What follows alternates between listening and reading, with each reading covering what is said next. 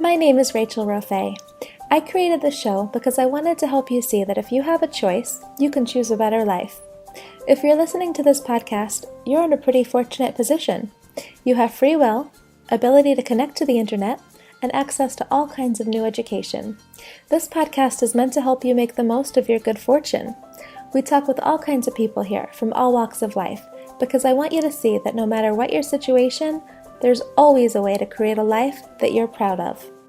Hello everyone! Today we're here with Honorée Corder. Honorée is the best-selling author of more than a dozen books, including her latest, Vision to Reality: How Short-Term Massive Action Equals Long-Term Maximum Results, as well as a successful single mom book series. Her mission is to inspire and motivate people to turn their vision and dreams into their real-life reality, sharing a leading-edge process she created for her executive coaching clients.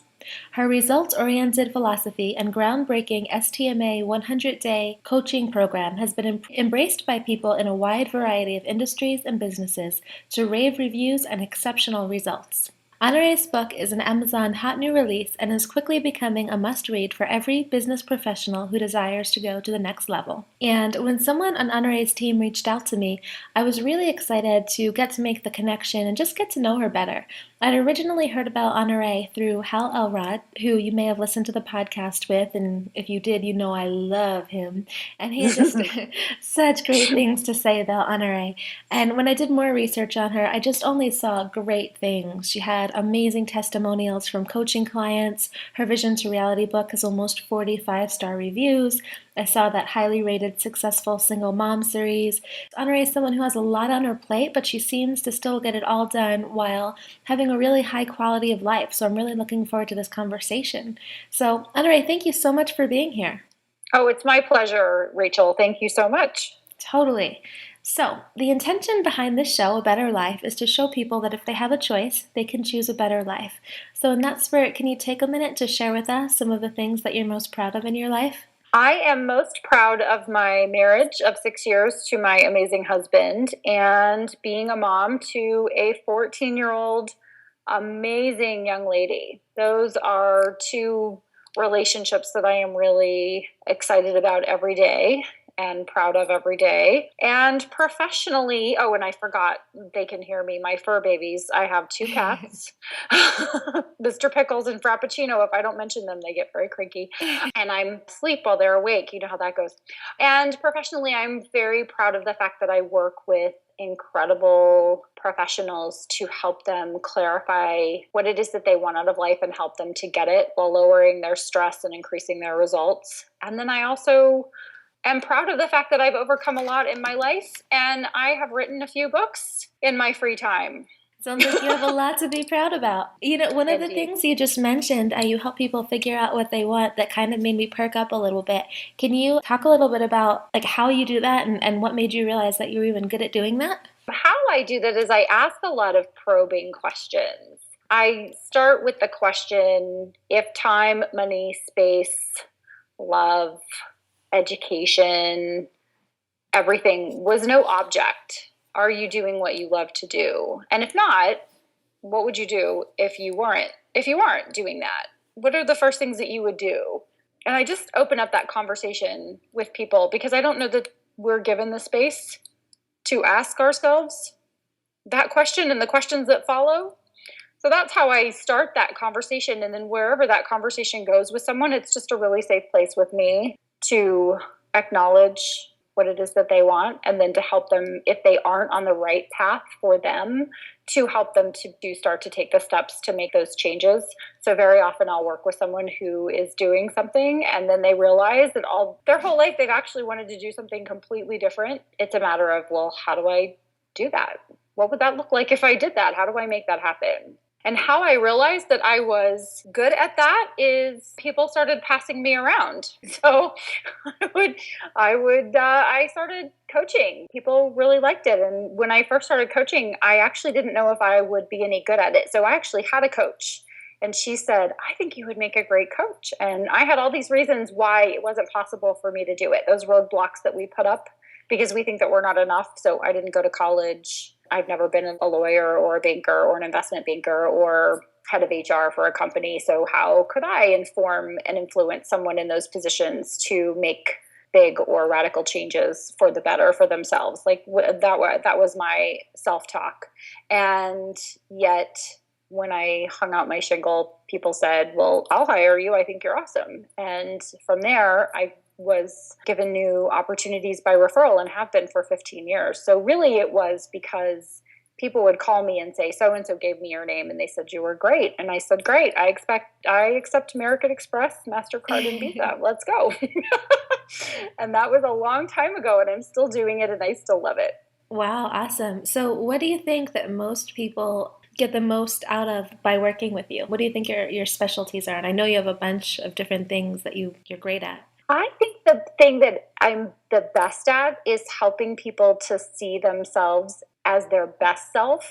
And I see it first, and then I paint the picture for them and help them to own it. So the real life word for that is self-confident. I have wives of my clients call me and say, my husband walks differently. He talks differently. He is more self-confident and more self-assured. And you know what comes on the other side of that, right? When people feel confident in you because you feel self-confident in yourself, they can't get enough. You're magnetic. I think that's the number one thing that I do with people. There's a whole lot of other stuff that goes into that, like what are the activities and what's the strategic planning and all of that, but that's really secondary or even farther down on the list to really just getting people to recognize what the seeds of greatness are that are within them and help those to be nourished and to grow and to manifest into something bigger and better than they ever dared think that was possible for them. Because some people look at other people and go, oh, those people are great, but me, not so much.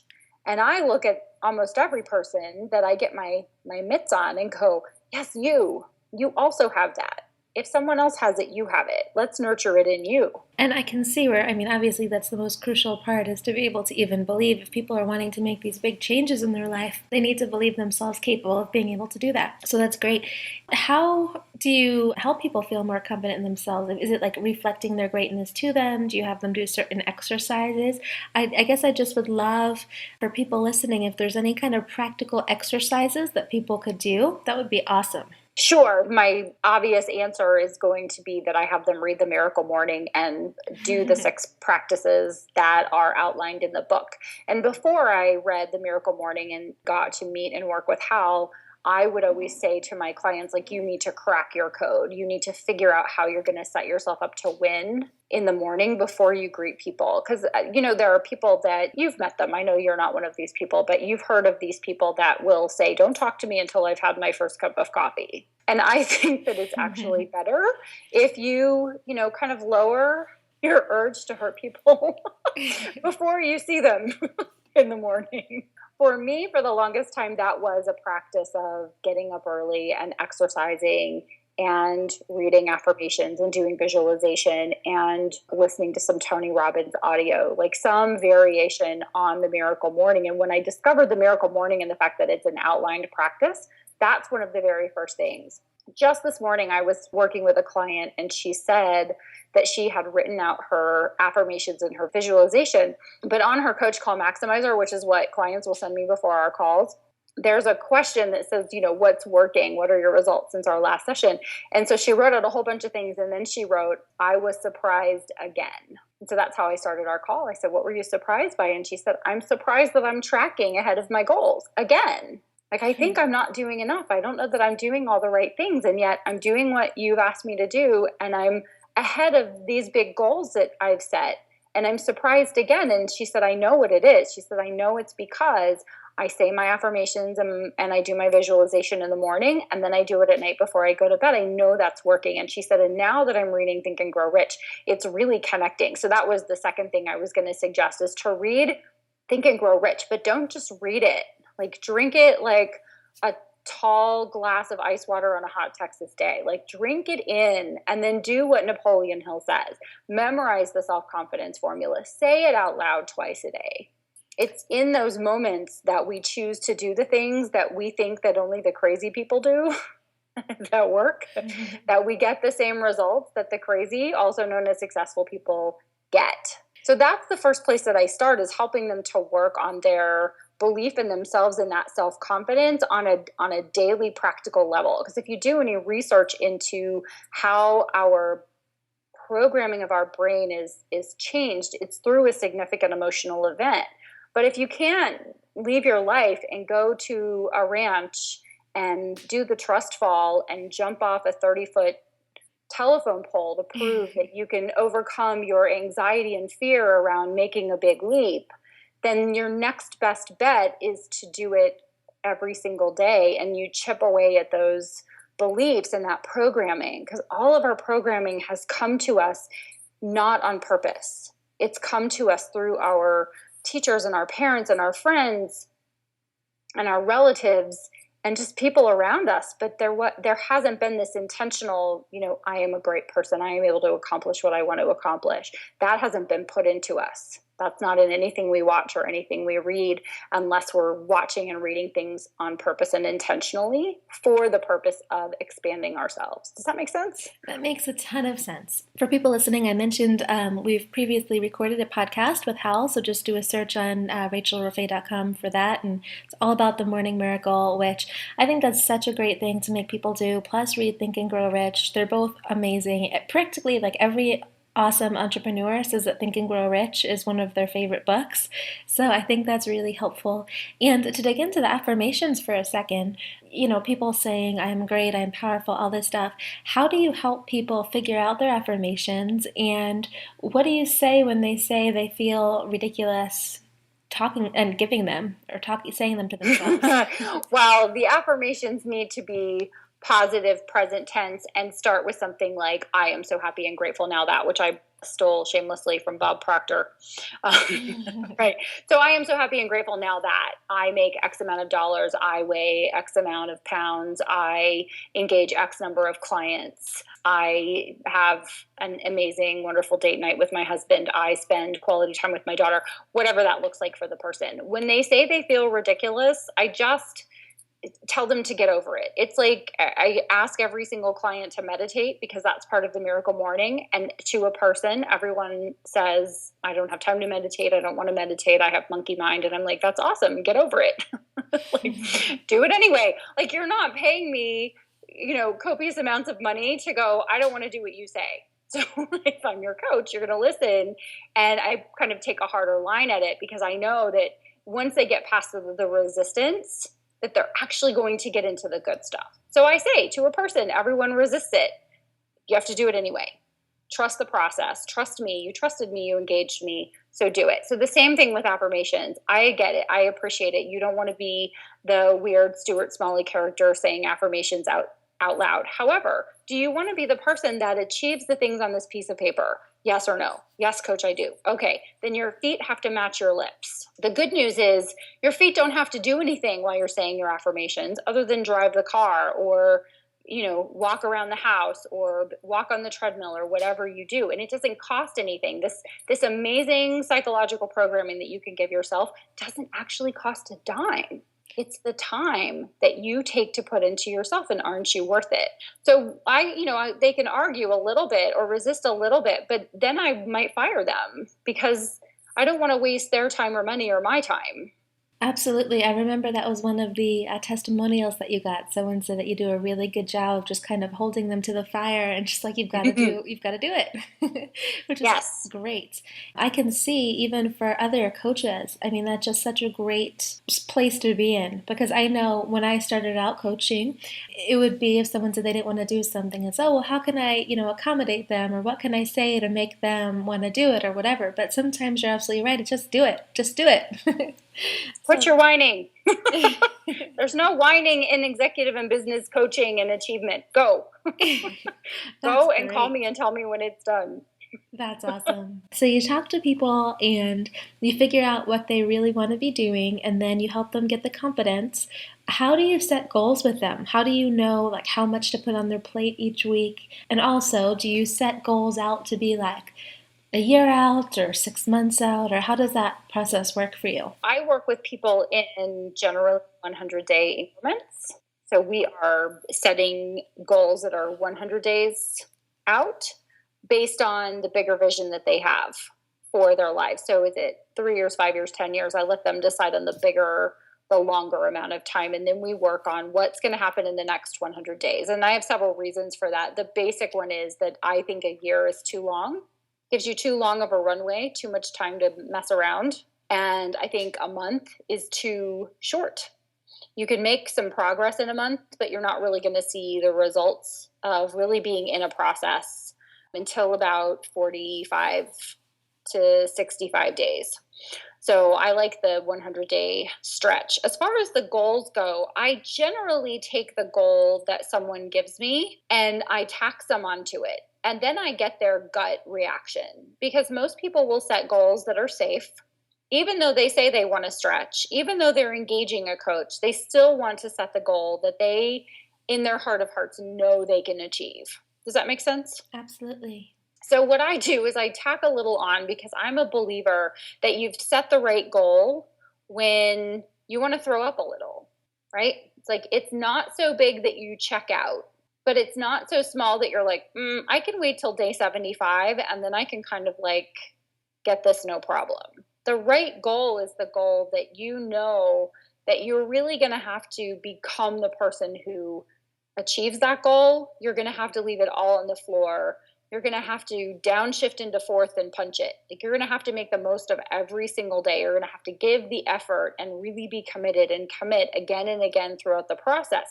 But with the right plan and the right actions, you'll be able to achieve that goal. And so that goal feels like nausea. I figured out over time that goal feels like, gosh, I'm going to have to really make the most of every moment in order to achieve that goal. But I know I can do it if I kind of double down and make it happen. So it's kind of this juxtaposition of, I'm pretty sure that I can. I don't know that I can. I think I can. That's when I know we've set the right goal. So do you have any examples that you've set for yourself of goals that kind of made you want to throw up a little bit? Yeah, I write 4 books a year. Wow. And that's a goal that makes me want to throw up a little bit, because that really takes me, having to be butt in chair every day, writing 750 to 1,000 words, whether I feel like it or not, whether I have time to do it or not, whether I'm traveling or speaking or coaching all day or out of the office or in the office, I still have to just crack open whatever I'm working on and actually work on it. Or I have to make up the time later. And I don't like to be behind. I'm a kind of ahead of the power curve kind of person. Wow. So 750 to 1,000 words every single day. That's great. I hadn't heard anybody do anything like that. I've heard 2,000 words, but not 4 books a year. So then you're writing 750 words. Does that include editing too? No, that's just stream of consciousness. That's not including kind of going back and reading what I've written. I literally note in my Miracle Morning Journal every day, like what my word count was the day before. And then I write first, it takes me about an hour to type 750 to 1,000 words. I type really fast. I mean, you do something long enough, you get kind of good at it, right? Or you should. So I get that out, and then I kind of let it marinate a little bit before I go back. So today I was reading the first 5 chapters of my next book just so I could put some words down that made sense. But I had to spend about an hour and a half reading before I could write some more. Yeah, that makes sense. And do you have stories of clients who had goals that they felt a little bit nauseous by, but then they were able to do? And also, if you could explain a little bit about how they got them done, that would be awesome. Oh, sure. So I'll use 2 different examples. One is a financial advisor that I worked with a few years ago. When I met him, he was not even ranking in his office. And he came to me and he said, I'm not ranking in my office. And I know there's so much more that's possible for me. And I said, what would make this 100 days magical for you? What would make it an amazing thing? And he said, I'd love to bring in $7.5 million. And I said, okay, great, let's do that. So I put him on a strict diet of RGAs, revenue generating activities. So that included a morning practice, which 3 years ago, I didn't know the Miracle Morning existed. So it was just his AM routine. It also included something called the first focus. So in the morning, what are the first activities that you're going to do? Kind of the eat that frog perspective from Brian Tracy. That's actually a book that he wrote called Eat That Frog. And it's like the first thing in the morning, what are the things that you need to do to move the needle on your goal? So for him as a financial advisor, he needed to make initial contact calls and follow-up calls and follow-up calls and follow-up calls, and also set activities. So I advocate something called education-based learning. So he was doing lunch and learns about every month. So those are just 3 of the activities that he was doing on a regular basis. And during that 100 days, he brought in over 12 million in assets. So for financial advisors, that's really good. 12 million is a really solid number for 100 days, especially because he had not brought in 12 million ever total. So that was a really exciting time for him. The next 100 days, we set a goal of 15 million, and he reached that goal in the early 60s, around day 63, day 64. And he said, well, what do I do now? And I said, pretend like it's day 64 and you haven't brought in any money. Because there are instances of people who work with me and their goals are big and they have a longer sales cycle. I mean, especially when you're working with wealth and money, the more the expense, the more money involved, the more trust you have to have with someone. So if you want someone to give you their $5 million as a financial advisor, you better have a really good rapport. You better have really good skills, right? Absolutely. And you have to be in the relationship for quite a while, or magic has to strike. You have to be recommended by someone or referred by someone, or someone just has to be really ready and trust you. So regardless of that, you've got to put a lot in your pipeline. And so that's what he did. And so he exceeded his $15 million goal because he pretended like he didn't have any assets. I said, well, what would you do today? How urgent would you feel? Because there's a different level of urgency when you have 15 million that you've brought in and you're feeling like you've got that swagger. And and then there's how you feel when you have 0 and you're day 64. Like, oh, I have 36 days. So I was like, wipe out the 15 million and go find 15 million. And he didn't, but he put another 15 to 20 million in the pipeline for his next 100 days. It was great because his goal then was to be able to pay cash for an S550 Mercedes. And it was Christmas of last year. I was driving to Dallas and I got a text message, and up on my screen popped this beautiful black S550. And I was like, oh, a present. Who's giving me? Excellent. I'll take it. And it was him saying, I just took delivery of my car. You know, it only took me 3 years, coach. Thanks so much. Wow, that's amazing. And I'm sure he's now ranking, huh? Oh, he's ranking. Yes. Well, it's very funny because one of the activities that I had him do from a psychological and goal perspective was to take the list of people and just every day say, I'm coming for you.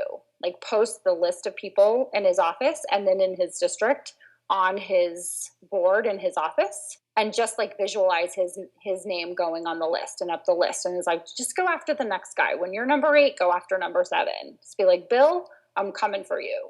Wow. Like every day, because Bill doesn't have me. Bill's not getting a call from me. He doesn't have your advantage. Let's get this done. You're absolutely right. And so what about the other person? So the other person is someone that I am still working with relatively recently. He is an attorney. And when he gave me his goal, it was 60% of the goal that I set for him. So he set a goal that was 60%. And I said, no, let's go for 100%. And he said, no, that's not going to work, but I'm going to trust you. And we went through this, I think you need to do meditation every day. I would talk to him. I called him after the first week and said, because we only talk every 2 weeks, right? So I just did a check-in call after the first week. And he's like, I hate this meditation thing. It sucks. And I was like, that's awesome. Keep meditating. He's like, I don't like saying affirmations. I'm like, that's awesome. Keep affirming, right? Visualization. That's great. Keep visualizing.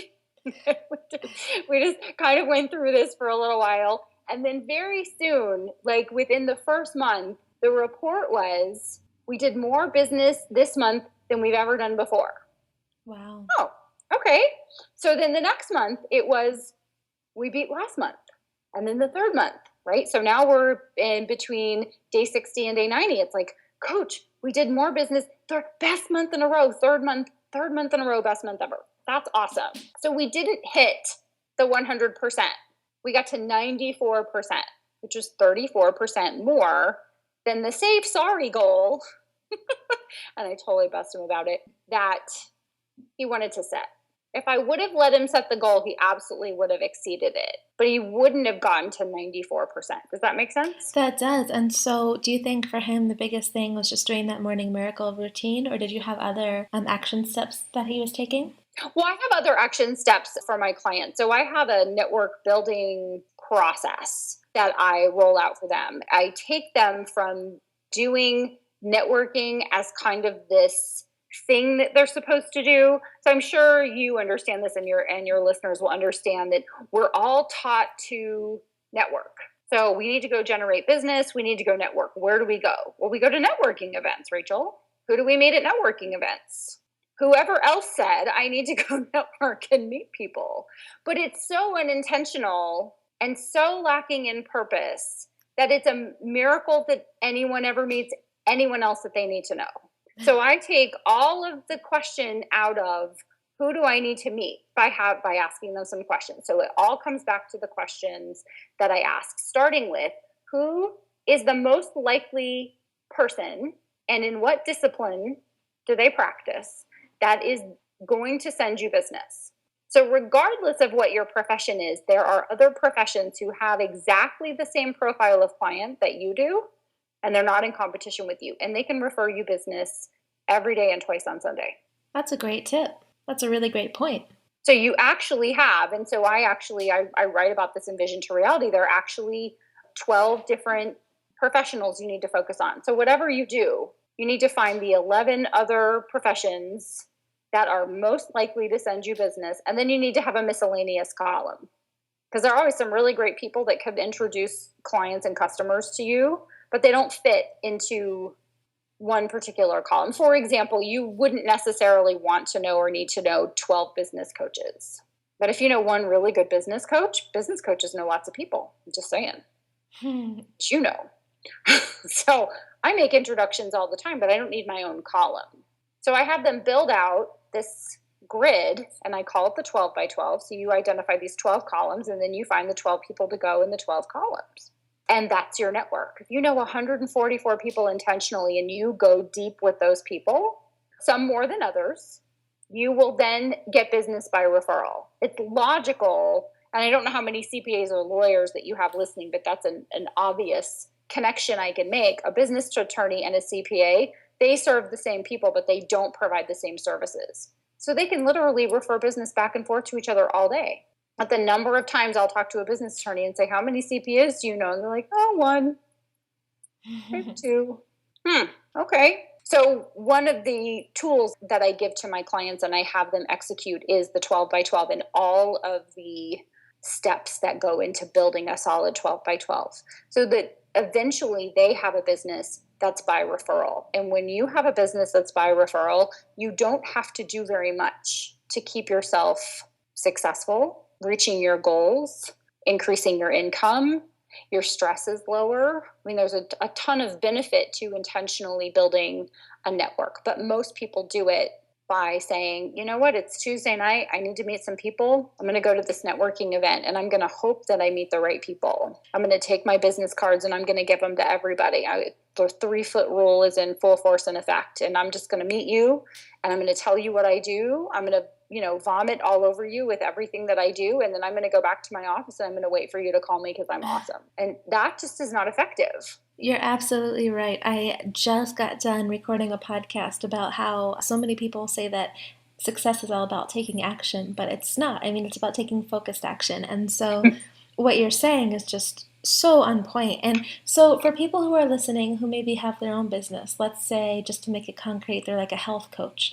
Who are some of the people that you would have them put in their 12 by 12? I would have a health coach talk to trainers, to yoga instructors, to physicians, to dentists, to insurance salespeople. I would start with the people who are in the health business and just brainstorm, like, who is that? Go and talk to those people and meet lots of those people. And what you're really looking for are the people who are awesome. Yeah. like you are. So you got to turn up your awesome sauce, and then you got to go find other people who have their own awesome sauce, and you want to get together with those people, because then you can refer business to them. And I always come from a place, and this, when I call someone, If I ever call someone, I am not saying, hi, I'm a business coach and you're a business attorney, and so you know people who could hire me. I want to meet those people. I say, I'm a business coach and I work with business owners. They need your services. I want to get to know you, who you serve and how you serve them, to see if you could be helpful to some of the people that I already know. I come from the go give perspective. If I called you and I said, Rachel, I know lots of people who are amazing and need to be on your podcast. Can I call you and talk about like who are your listeners for your podcast and who you serve and how you serve them and what your goals are? Can I come and bring you your favorite cup of coffee and talk about that? Are you going to take my meeting? Yeah, I'll take your meeting. Yeah, but if I call you and go, hey, I'm awesome, I should totally be on your podcast, yo. You're going to be like, click. I get so many requests every day. You're absolutely right. Yeah, but what's in it for you? What's in it for your listeners? So I find that if you go from the go give perspective, like I get back so much in return because I'm always looking for the how can I serve you angle. And no one ever says no to, hey, I want to stop by and see if I can give you more business. But they say no every time to, I'm awesome and I want to know who you know that can hire me and put money in my pocket. Nobody has time for that. But if they're a good person, when we're looking for that awesome sauce, you're looking for someone who says, gosh, and so maybe you should be on my podcast. Maybe I should introduce some of my clients to you. There's this logical law of reciprocation that comes into play because you're just about giving and adding value. I never go to a meeting thinking that someone's going to hire or refer me. I go to a meeting saying, how can I add value to you? Who do I know that you need to know? How can I make your life easier? Because I know that if it doesn't come back from that person, it's going to come back from somewhere else. Absolutely. Yeah, just universal return basically. And I like how you also mentioned specifically, getting more people onto the podcast or things that would specifically benefit people. Because I know for me, some people will ask me like, how can I help you? What can I do for you? And it kind of like at this point, like I not to downplay it, but it's almost like work to think about how people can help because so many people ask that now, which is great. Having something specific, I think, will help the communication go a lot easier. Absolutely. I love that. Well, people will ask that, but if you first met, how do I know how you can help me? I don't know who you know. Let's get to know each other a little bit before you ask that question. And that's another good point. Sometimes, like on Twitter, I'll have people, what can I do for you? How can I help you? And then it's kind of like it's a job for me to go and research and see what they know and stuff. So, yeah, that's a fantastic You can leave your American Express card number, including the expiration date and the 3-digit code on my voicemail. That is how you can help me. I should try that. I should totally ask that. Yes. I have things for sale on my website. Go buy them. That would be awesome. Christmas is coming. My girl needs new shoes. Yes, right? You maybe come back with that, but I don't know if people would receive that very well. You don't sound as snarky and sarcastic as I do. Could try for behavioral flexibility, right? Yes. That's awesome. So what's a specific action step that you take on a regular basis to make your life better? So I know you do the morning miracle. I know you meditate, visualize, do the affirmations. I know you write. So that's plenty. So maybe there isn't something else that you're doing because that's so much. But is there anything else that you do that just really enhances your quality of life? I say no. No is a complete sentence. And I tell people to say no. I say lead with no. Can you do this? No. And then I'll think about it. That's my very first, my default. I am ruthlessly discriminating with my time and how I spend my time and who I spend my time with. I think that's the most important thing that I do. And then I spend a lot of time reading and in contemplation and also time with my family because that is what I am doing everything that I do for, is to be able to afford the time and the expense of having great and fun experiences with my family. That's awesome. And the no thing I really like too. I just finished writing a book about like it's part setting routines for yourself, and one of the things in there was like there's like 5-minute habit kind of hacks that you can add to your day. And so one of them was just, if this is something that's a problem for you, is just say no every day. And even if it just begins with like no to something at Starbucks and then just getting bigger and bigger, just to get in that mindset. And it's interesting listening to you say that knows your defaults, because it's my boyfriend's default too. And it used to always just drive me crazy. But I see now, he's extremely successful. People absolutely love him. He's helping change so many lives. And so I'm realizing now there might be something to this and know as a default. Yes. One thing I love to ask guests, just to kind of make this real, because I know, you're still a real human with everyday struggles, is what's something that you're currently working through right now, and how are you getting through it? I am working through my to-do list never ending. And how I'm working through it is I just recently hired the most amazing assistant, and I am giving her a bunch of stuff to do. So I am making her to-do list never ending. I think trying to do everything yourself is a dangerous place to be. It's especially as an entrepreneur, as a business owner, as a professional. It's very easy to say, oh, well, I can send email, I can schedule the appointments. It just takes a minute. Well, it takes a minute, and then another minute, and then another minute, and pretty soon you're at a minute, and you got to the end of the day and you haven't been very productive doing the RGAs, the revenue generating activities. So when I find myself up against it, I just am constantly looking for people that's their area of genius. They love to do it, they're competent, they're quick, and I can pay them. And delegating those activities to them so that I can do the things that I love to do the most and the things that make me money. That's great. Is everybody happy? Totally. And just real quick on the RGAs, the revenue generating activities, do you have a certain number that you aim to do every day? I don't. Mm-mm. Okay. No, I have my 6 daily actions that I mentioned in Vision to Reality, and they're the core 4 activities. But for me, I write down my goals every single morning, and then I do my very best to move the needle on those goals. So it's writing, it's coaching, it's speaking, rinse and repeat. Wonderful. So a lot of people right now, they might be listening and feeling inspired by you and just seeing all the amazing results you're able to get for your clients and the lifestyle you have for yourself, but still scared to make changes for themselves. So what advice would you give them? One step at a time. One step at a time. The very first step is to create a plan. So I just turned 44. When I was turning 40, I had this vision for having more autonomy. And as one of my mastermind partners so eloquently said, he's a therapist, he said, I'm divorcing myself from trading time for money. So he's leveraging his income sources. That was my vision for turning 45.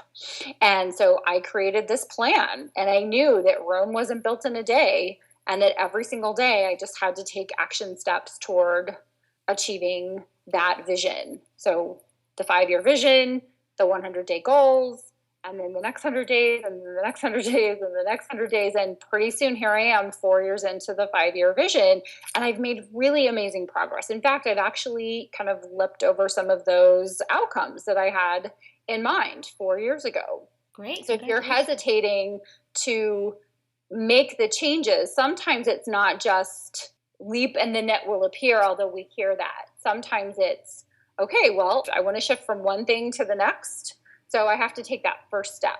So for me, it was defining what I wanted to do, and then, building an empire isn't, I'm being very, funny, but, building an empire doesn't take like 10 minutes. You don't just like wave your magic wand and it appears. I'm now 13 books into my library, and those books all got written one paragraph at a time. One sentence at a time, one edit review at a time, one pre-reader at a time. And if you look at it from the end result, like the end result can be very overwhelming. So how you eat Moby Dick is you take tartar sauce and you eat one bite at a time every single day. And pretty soon, eventually the time will pass anyway. You're going to show up, and then there you are. You're at the end and you've achieved your vision.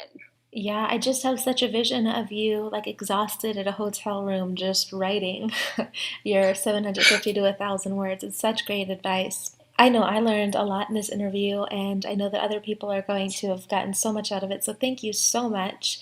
And I'd love if you could let people know where they can go to learn more about you. Yes. So my website, and I know you asked me that, but I got so excited about helping people achieve their vision, I forgot. Thank you for reminding me. So I'm at honoreecorder.com, HONOREECORDER And then anywhere you find social media, I'm just at Honorée. So Facebook /Honorée, Instagram at Honorée, Twitter at Honorée, anywhere you could look. Yeah, LinkedIn. It's nice to have a name and I love to connect with people and have them tell me where they heard me talking, because that helps me to know it's working. Awesome. Well, thank you again so much. It's been great, and I'm looking forward to staying in touch with you. Thank you so much, Rachel. You have an awesome day. You too. Thank you so much for listening to A Better Life. You can find all show notes for this episode at rachelrofay.com. If you enjoyed this episode, subscribe so you can automatically get access to all new shows. Let's also connect. Just go onto Twitter, Facebook, or Instagram /RachelRofay, and we can talk there. The opinions of all guests here are their own, and I'm not necessarily endorsing any of them. I do want to give you perspective, though.